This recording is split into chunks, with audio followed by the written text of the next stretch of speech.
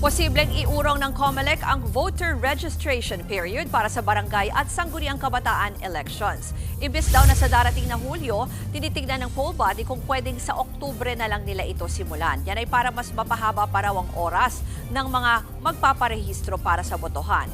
Kasunod yan ang pagratipika kagabi ng Senado sa bicameral report na pinalalawig ang termino ng barangay at SK officials sa 4 na taon mula sa kasalukuyang 3. Inaasahang aabot sa 70 milyong Pilipino ang boboto sa barangay at SK elections oras na mapalawig ang voter registration period.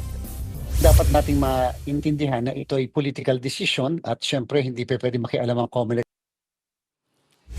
Una nang pinalutang ni Senator Amy Marcos sa sesyon kagabi ang pagpapaliban sa mismong botohan na nakatakda sa Disyembre. Kung may isa sa batas, gaganapin na ang barangay at SK elections sa November 2026.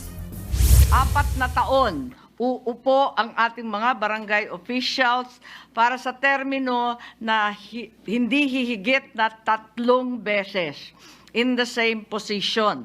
Ang nakatakda na susunod na regular barangay and SK elections ay sa unang Lunes ng Nobyembre 2026 and every 4 years thereafter. Mga kapatid, ako po si Ruth Cabal. Maging maalam at may pakialam sa mga may init at rumaratsyadang balita sa Frontline Express.